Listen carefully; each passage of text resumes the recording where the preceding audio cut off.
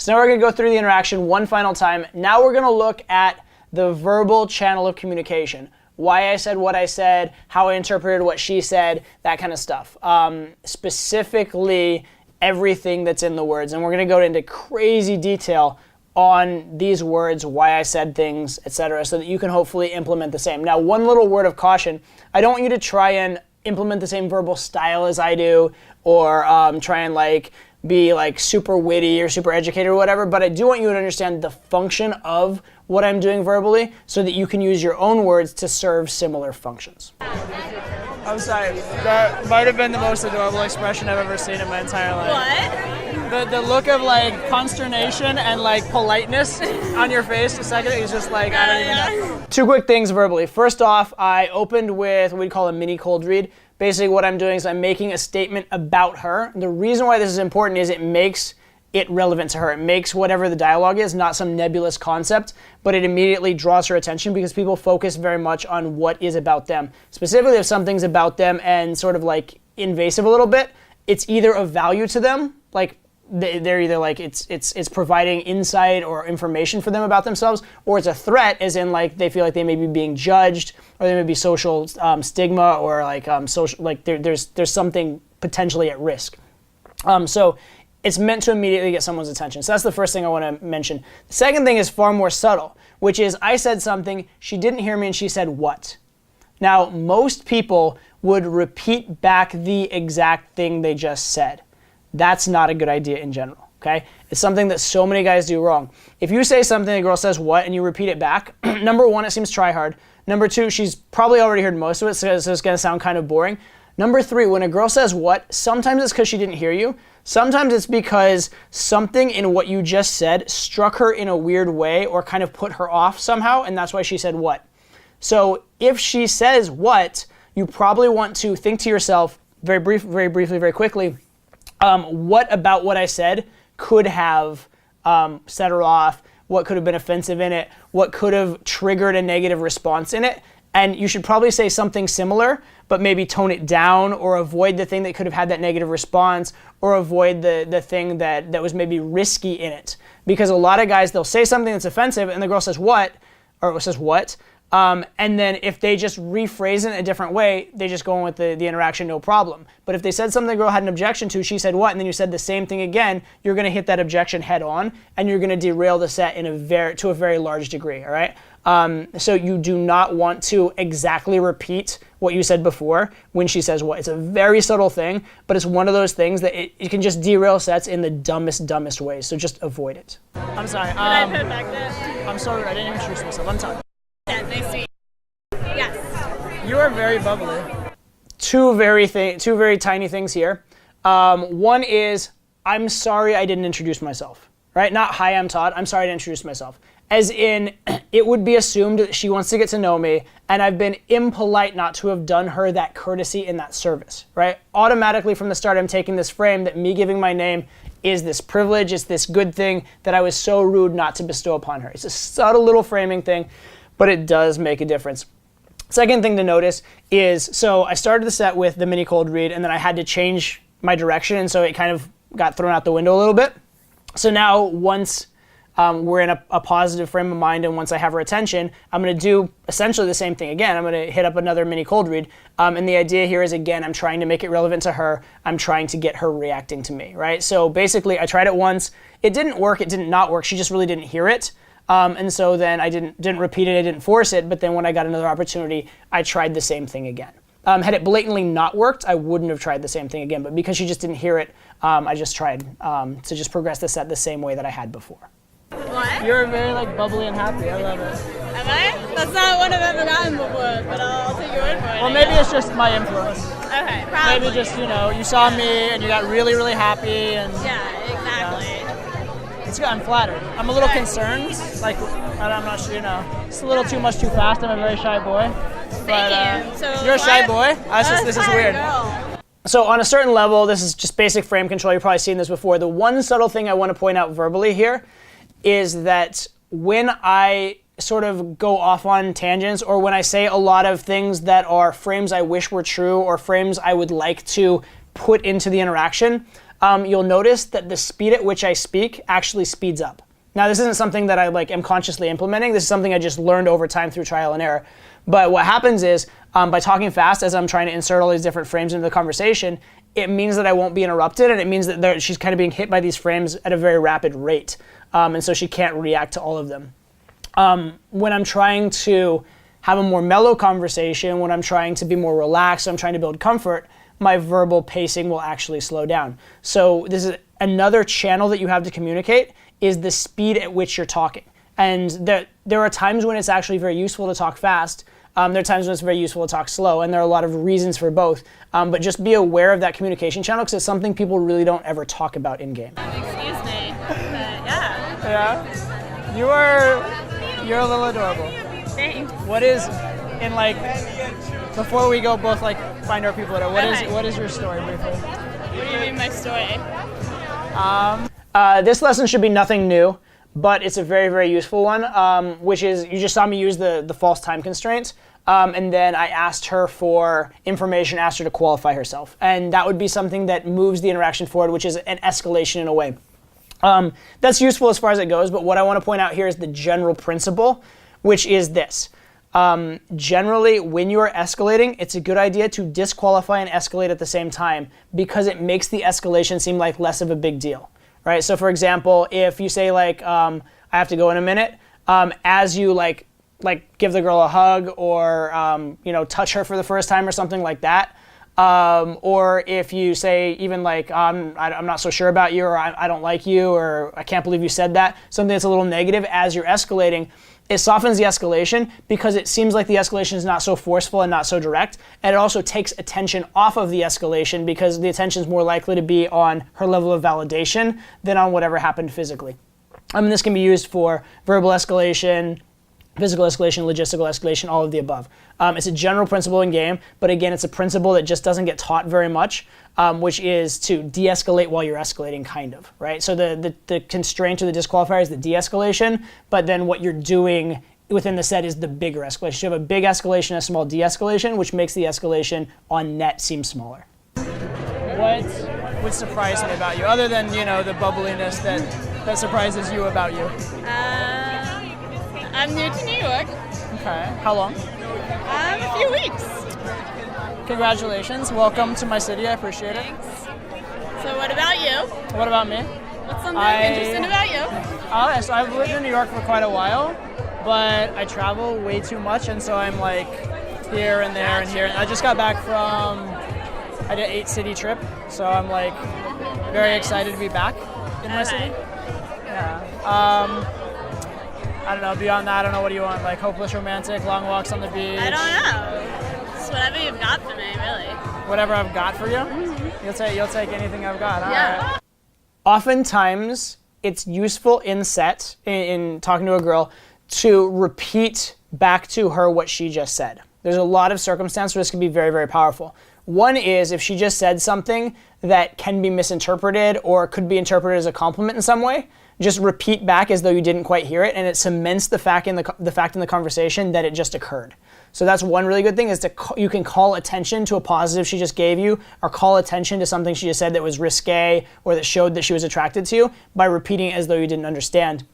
The other time that it's very useful to repeat as though you didn't understand is if a girl gives you a shit test. A lot of times you can repeat it back as a question, and then you don't even have to pass the shit test. So for example, if the girl goes I'm not really sure you're my type, you go, I'm not your type, right? And instead of putting the impetus on you to pass the shit test, it puts the impetus on her to justify the shit test. So that's another very, very useful thing that you can do with respect to repeating back to the girl. And in the shit test example, it's also useful because if you don't have an answer to the shit test, repeating it back means you don't have to think of one. It also buys you time to kind of catch your bearings and figure out what's going on. So actually, repetition of what the girl just said can be a useful technique in both of these contexts.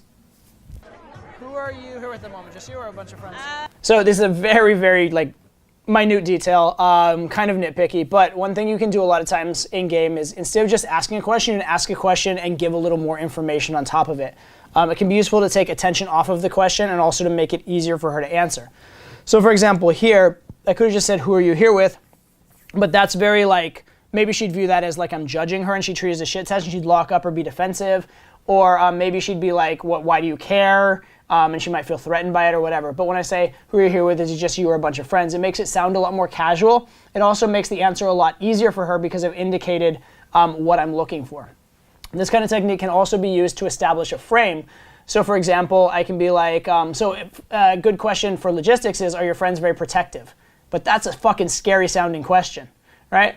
So I'd be like, are your friends like super protective, like to the point where if you went 5 feet away from them, they'd like call the cops, or do they realize you're an adult and you can make a decision or two on your own in life, right? So what I did is I took pressure and emphasis off of that, made it easier to answer, and then I also framed it as though if her friends are very protective, that's kind of weird and creepy. So I'm indicating the right answer and nudging her along towards the answer I want. So this technique of asking the question and then filling in an opinion or filling in extra information is a really good verbal technique to use in various contexts. No, I'm looking to meet someone. Okay. I have to find him. Oh, fair enough. Well, Who are hi, you here I'm with? Todd. Nice to meet you. Nice to meet you too. This isn't really verbal game technically because it's silent verbal game, but it's a really good technique that I use, which is if a girl says something that can be misinterpreted, I just give her a look, like a quizzical look or like a smile or something like that. Just something that like brings her attention to the fact that she just said it, right? But it's also subtle enough that if she justifies it too much, she was trying hard. And if she gets offended that I gave it, or if she feels like I'm making fun of her or whatever, I can just plausibly be like, what are you talking about? Right? Like it didn't even happen. So it's a good little subtle thing to do, is just when a girl says something that you'd like to draw attention to, you just kind of like squint your eyes a little bit or like look quizzically or something like that, and that just draws that one thing into focus for the interaction. Interesting. I'm supposed to meet people in a little bit, but nobody's here as yet. Gotcha. I'm the one at the moment. You live in Manhattan? Yeah. Do you do drinks with cute, spontaneous boys? So spontaneous. You give me Yeah. the funniest look just now. Do you live in Manhattan? I do. Like meatpacking area? Okay. Okay. That's good. I mean, you're kind of far away, but it's like a straight shot, so it's fine. Oh, okay. As long You're as like planning it out. All right. As long as there's no like crosstown taxis involved and us hanging out, it's okay. Oh, okay. Yeah. Thanks. That's where I draw the line. I Alright. mean, you're charming and all, but like, a You boy's have to got to know have his where standards. where the line is, as long as you know it. Yeah, it's good. You always need a line. Okay, so what brings the adorable, sort of innocent-seeming girl to New York? Okay. So, because you were passionate about a subject, or because you just didn't want to leave school? Because I'm passionate about a subject, and I Okay. need my master's to get the job I want. Okay. I feel like being a parent being like, good girl, but no, tell me more about it. I'm sorry. That's almost condescending. So this is a behavior that I do a lot in set, and it's interesting because it's actually like kind of a weak verbal behavior, but it's actually kind of useful.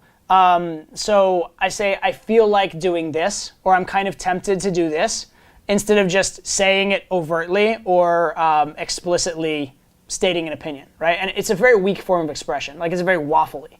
But the reason why I do it though is that if there's something that could be a little over the line, I think it's a little too risky, I'll use that to soften it, right? I'll use, I'm kind of tempted to do this, or there's a part of me that wants to do this, I totally wouldn't, but. And so I'm able to introduce this thing into the conversation in a polite enough way that I can get away with it, whereas it could be too close to home. Like in this case, this girl just basically told me like something very personal to herself and like her life's ambition. And quite frankly, I was like, the way you said that is really cute. And if she has a really good sense of humor, she might be able to take that. But if she has like a bad sense of humor, or she's like pretty insecure about it or whatever, it could be hitting a little too close to home. So when I say it, I don't just overtly say it, I soften it a little bit. I'm sorry to have offended you by state. No, Goodness. it's okay. It's all right. Fair enough. See, we're off to such a good start, but now it's just not going to work out. Yeah. too bad. We were on the same side of the city, and then it's all downhill from there. I know. It's nice meeting you. I want you to It know was it's nice not meeting you, you. it's me. So this is interesting. So what did I just say? I said the phrase, it's not you, it's me. Right? Now, why is that important? Well, what I did essentially is that I used culture to tease for me, right? Because the phrase "it's not you, it's me" is such a cliche term for a breakup that I basically am hijacking all of her cultural associations, all of her cultural connotations, that kind of stuff.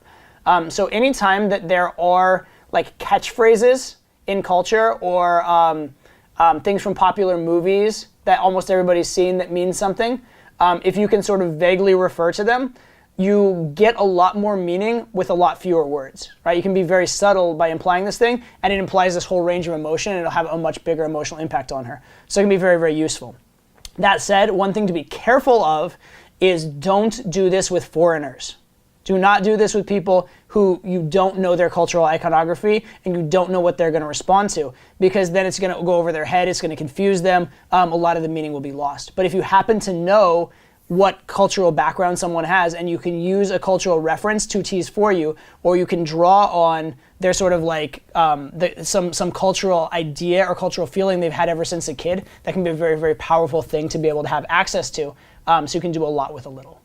I still definitely think, you. I know it's you. I still think you're a wonderful person. Thank you. I would hope that one day we could be friends. It'll hurt for a while for me. Okay. So, yeah, it might take me a while to get over it. Oh, it definitely will. I might have to date like 5 or 6 other people in between or something. Yeah, definitely. I mean, it happens to the best of us. Yeah, you have that effect on men. Yeah, definitely. You're super adorable. I literally don't even know. All right, so means that you work a lot, but your schedule is fairly free. So it's like a lot of like working, like you have a little bit of classes, but then you have a lot of like research time. And then I try and stay sane the other time. How's that working out? A lot of drinking.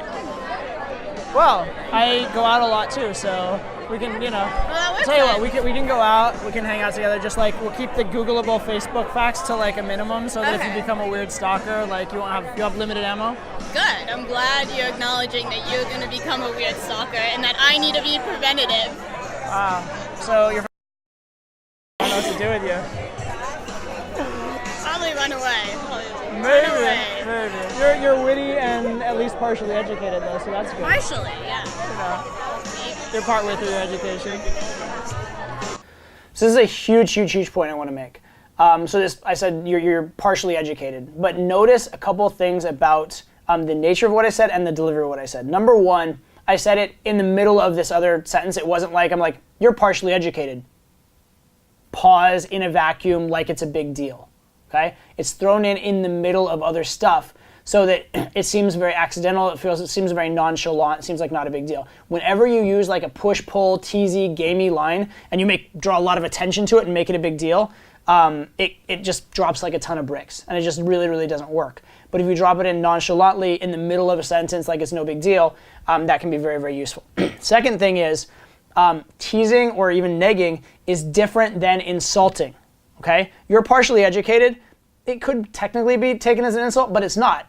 You're partially educated is, I said it's good you're partially educated, right? So it's taken as a positive thing. And if she takes it as a negative, there's plausible deniability, right? She goes, what, partially educated? I'm like, yeah, you're partway through your education. She's literally in school. She literally is partially educated, right? So she cannot be offended by that. If I said, you're stupid, she can be offended by that. If you're like, you're not educated or you have low education, she can be offended by that because there's that actual judgment in there. Does that make sense? But when something is factually correct and you're just drawing attention to the negative side of the fact, it's, again, much subtler. And two, if you're ever called out on it, it wasn't rude at all. Like, that is a compliment. On a very technical, literal level, what I gave her is a compliment. It's just a compliment which provokes insecurity, and that's what a neg or a tease actually is. It's not an overt insult. So here's a question. When what you're doing, are you actually really learning this stuff, or are you just doing it to get the degree and then you're just going to do whatever you would have done before? You are a dork, but you're an adorable one. I like it. Thanks. So what do you do? Besides just travel. Well, left and right. The short story is I used to play poker, and now I don't really have to anymore. I invest in travel and... That's nice. Social workers don't do that. I don't know if you're familiar. You don't travel? You don't invest? I try and travel. I don't think I have any. I invest in my education, I guess. Investing in yourself. It is what it is. Fair enough. Whether it works out for me or not, You know. to be determined. Tell you what, you can bring the good karma to the relationship, and I'll bring everything practical in the real world, and it'll be great. Okay, that's all we need. Balance each other out right there. Look at that. You're like, we already established it's not going to work. You're so ready to just jump right back on board with me. See? We're going to have an on again, off again thing. I don't know. Sometimes it's all you can do. How old are you? What? How old do you think I am? Oh my God. Old enough to use the cheesiest lines over and over again. Yeah. So that's going to be like. So I want to point out, again, very, very subtle. But so there's a lot of banter there. There's a lot of back and forth, teasing, banter, push, pull, that kind of stuff. There are actually two interesting things. One was during the banter. A lot of times, a couple times, if I said something that could be perceived as a negative, I would immediately excuse it afterwards. But it's all good. You're cute or whatever. Or you're cool. It's all good. Something like that, just to soften it. Right, so I was trying to keep the banter from being too harsh or being too offensive, especially because a lot of the banter was kind of along the premise of me being cooler than her, that kind of stuff. So I was trying not to be like too oppressive and too negative or too strong with it. But the other thing I want to point out is right at the very end of it. So most guys, when they're talking, they have a very linear idea about conversation. Like most guys, if they start a story, they want to finish the story. They start a joke, they want to finish the joke. They start bantering, they get caught up in the banter, and they kind of want to like finish the banter, so to speak. And it's very, very detrimental to game, because game isn't about what linearly, logically is happening on a verbal level. It's about the emotions being conveyed. And so one of the most useful things you can do verbally is interrupt the girl, but also interrupt yourself. If things are going in a direction that isn't as useful, or it's been overplayed or gone too far, just cut it, right? So what did I do right here? I was talking, we were teasing, and then I just immediately changed. I was like, wait, how old are you? Right? So it's playful, push, pull, wait, how old are you? Immediate change of tone, immediate interruption, and on to another topic. Because at this point, nothing more is going to be gained by more teasing and more banter. So let's get on with it. Let's not overdo it. Let's not overgame. Let's get on with it. And because the frame was good and the vibe was good, I can be a little demanding. I can ask her to qualify. So why not utilize that in that moment? 23, 24, something like that. You're right, son. All right. No, you're wrong. How old are you? Oh, well, look at you. So precocious. I usually get older though. I usually get like 26. That's what people tell me. Well, you usually don't give people cheesy pickup lines in bars. Little thing here, the use of the word precocious. Okay, now we've talked in the other layers of the video about her blueprint a little bit and how she values education and intelligence, that kind of stuff. So when I use the word precocious here, one of two things is going to happen. One, she knows the word well, but it's not a word that's used very much, and so I'm indicating to her that I'm, as my high school English teacher would call it, a member of the ruling class, right? I'm indicating to her that I am of that educated class. I am right up there with her education-wise. So if she values herself and views herself as educated elite, I'm saying I'm in that category too, in like a subtle little way, right? Even better, if she's this girl almost certainly does know what the word precocious means because she's pretty educated, but if she didn't know what it meant, even better. Because even better, now she has to wonder what that word means, and then she has a choice. She can either ask me what it means, which is saying that I'm cooler in that area that she actually values than she is, or she can not ask me what it means. And in that case, she's going to know that she values education, she values learning, that kind of stuff. She's going to know that she blatantly avoided an opportunity to learn something in order to impress me. What does that say about how much she likes me? What does that say about the frame and the relationship between the two of us? So all of the outcomes from that are very, very good. And that's specific to this girl. I wouldn't do this with every girl. I don't use big words just to use big words. But because this girl values education, because it's part of her blueprint, this is how I kind of exploit that blueprint. It's how I utilize that information to my benefit. So you know. You're in there. But... You're in there? Yeah, how old are you? How old am I? Yeah. How old do you think? 28. I'm a little older than that. 30. A little older. 34. I want to say a little older and just keep you guessing, but I am 34. Okay. Yeah. I wanted to keep going and see how long you'd believe. It'd be like 60, 65. I think I would have walked away before I hit 65. Oh, really? You're an ageist. You're a social worker. You're supposed to be politically correct. Like... What if I'm just very healthy and well preserved? Could be it. Nah. It's okay, don't worry. But you should have been like maybe a little like grossed out by my age if you were 65. As long as you're mature. Well, no, but but I'm also not 65, so your maturity level only has to be up to a certain. Oh, thank you. I appreciate that one. Well, no, but never mind. Why? No, tell me. I was gonna say I'm 65 from the waist down, so don't get any ideas. Okay, I'm useless. The only things I like to be 65. So I mentioned this in the previous the inside her mind cut and whatnot.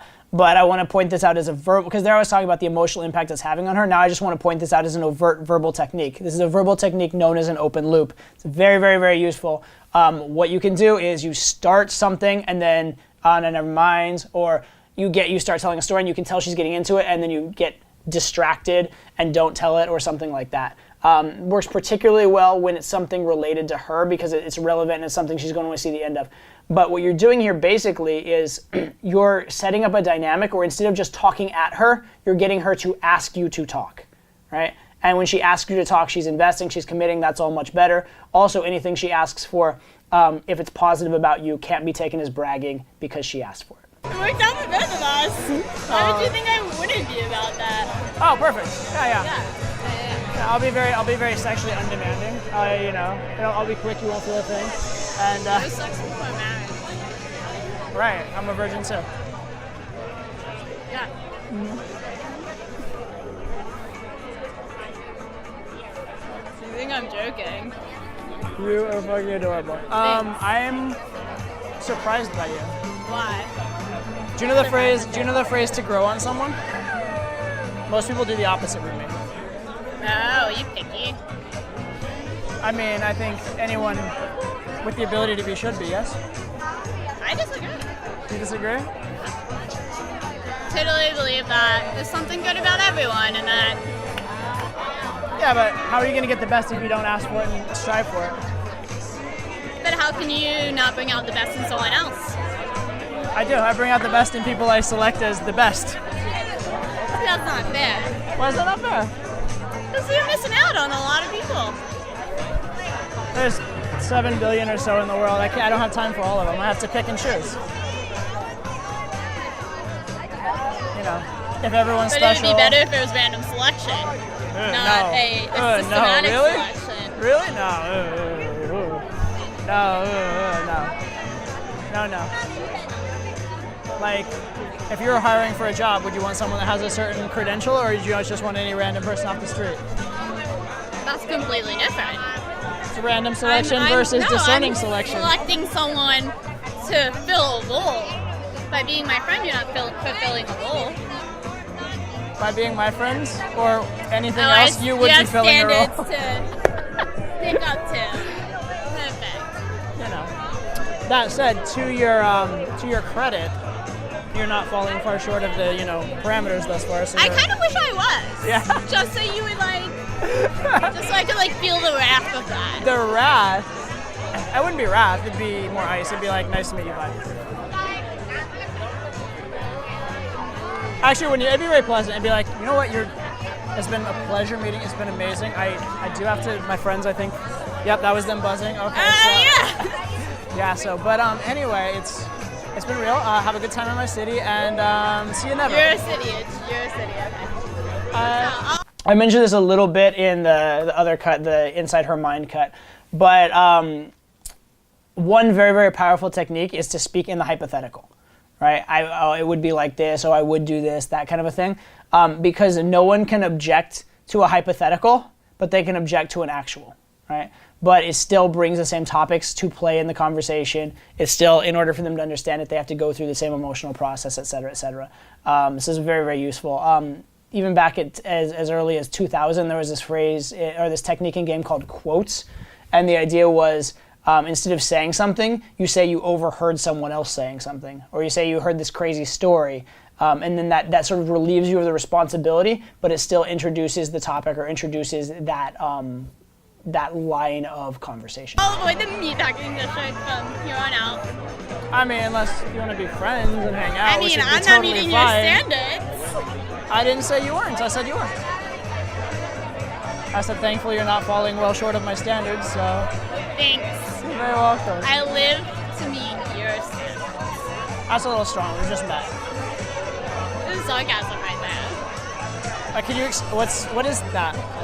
Vodka soda? No, sarcasm. What is that?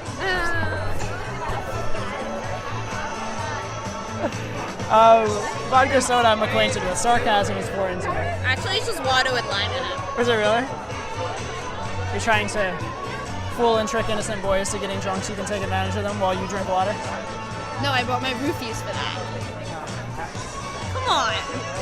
Fair enough. No, it's actually enough. At least promise that you'll cuddle with me and get me in a safe cab home, okay? I mean, you said roofies really aren't worth you because you're 65 from the waist down, so unhelpful right there.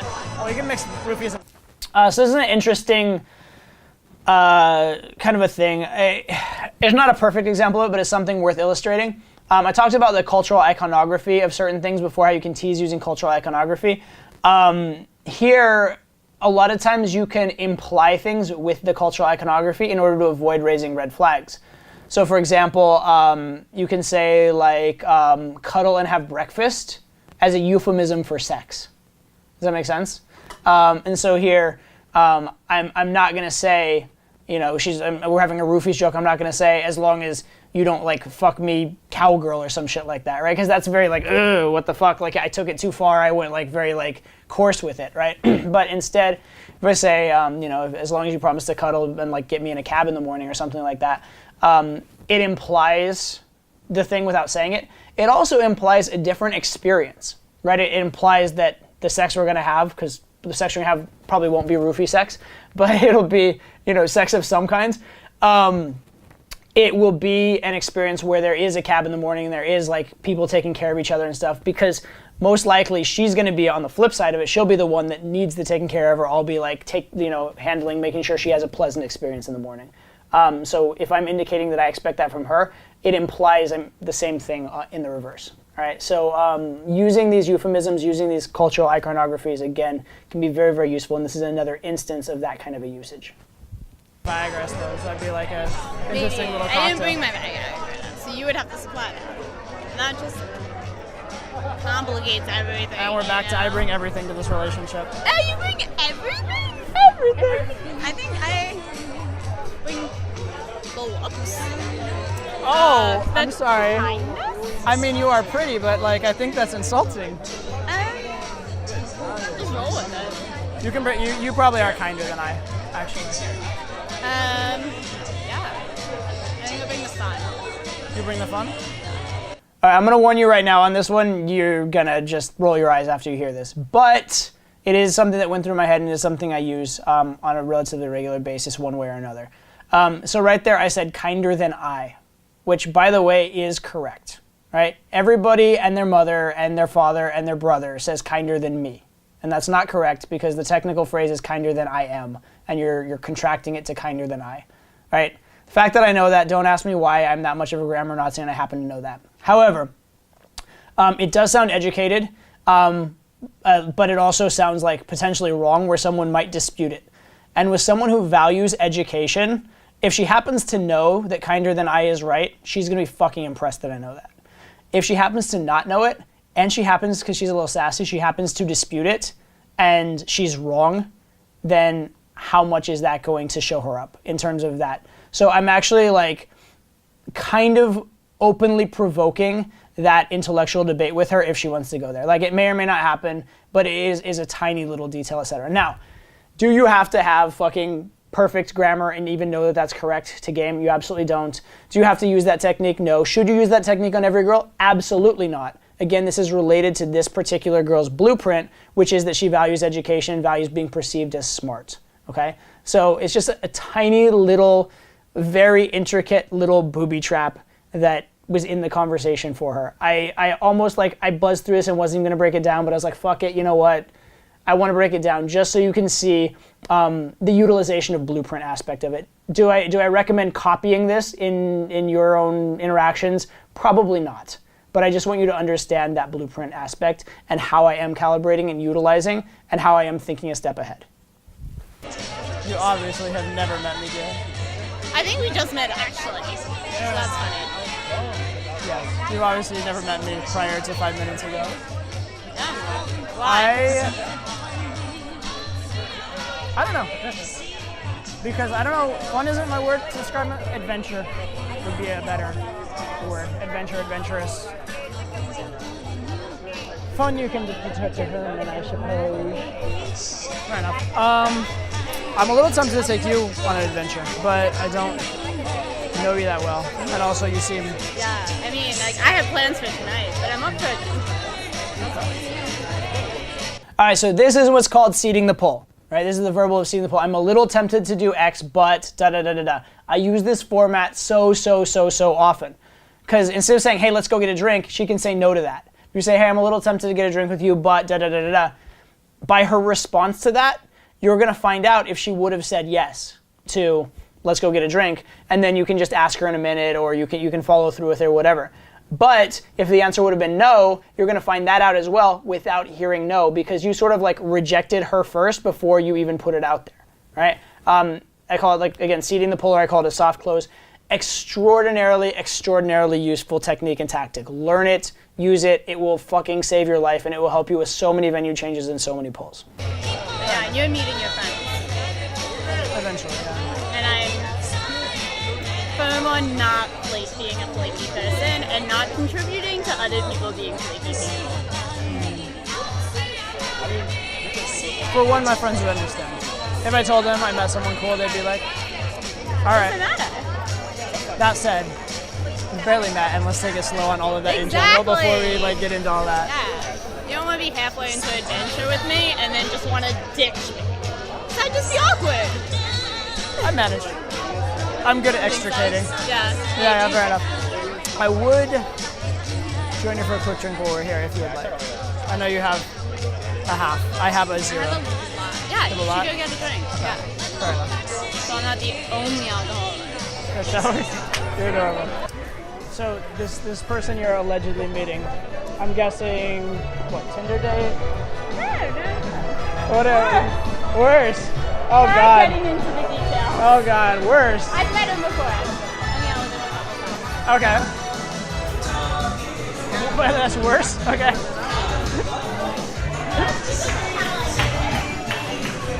Situations of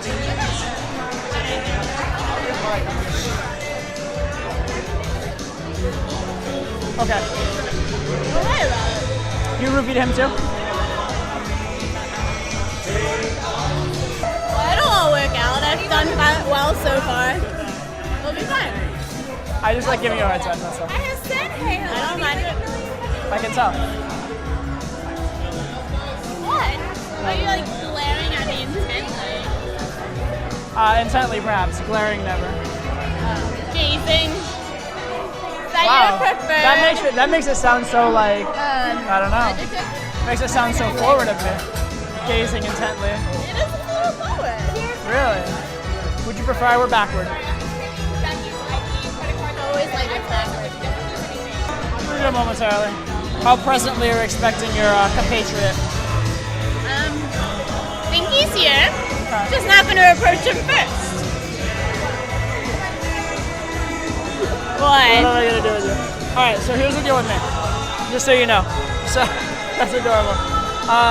So I am here for like one more day and then I'm flying to LA. I'll be back in like a week and a half. Yeah. You'd like to grab a Yes, drink same. in a week and a half? Yeah, definitely. Okay. How would I contact you? I'm gonna get a drink, but how would I I contact have a phone. you? Okay. It's like this crazy thing. I don't know if you've heard of it before, but I do use have smoke one. signals personally, but I can I upgrade. mean, my pigeon, he just like broke a wing, and it's hard to find a good pigeon these days, you know? So you don't take care of your pigeons, they won't take care of you. It wasn't my fault. Uh-huh. Alright. You have to remind me your name. Okay, you're adorable. We can't do that.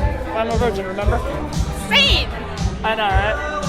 I will hopefully get to hang out with you in a week and a half or so. You're fun, for sure. Don't be flaky though. Oh my god. I'm joking. Alright. Have some semblance of fun, and if you get bored, text me and be like, hey, I'm bored, save me. Hey, yeah, have a good night. Oh, I don't have your number. I'll text Have a good you. night. Meet up with your Yeah. maybe approach this guy. Probably not. You want some help? No. Alright. Clearly I'm fine just walking around on my own. Alright. This is a very useful little technique here. She says she doesn't mind me teasing her or whatever, and I say I can tell. Another very common kind of version of this is if a girl says something positive or gives me a certain look, and I just look at her and go, oh, you like me, right? Calling overt attention to the fact that she likes me is very, very useful, right? Calling particular attention to the fact that she's enjoying the interaction is very, very useful. Another one that I'll sometimes call attention to is if there are like nonverbal gestures that show attraction, I'll call attention to that. Like I'll call attention to the fact that she's blushing or the fact that she just bit her lip or something like that, right? Because it takes this intangible and it makes it tangible. It makes it a logical fact that she likes me, right? And if she doesn't dispute it, that's now assumed to be true in the conversation. So it'd be very, very, very useful to do.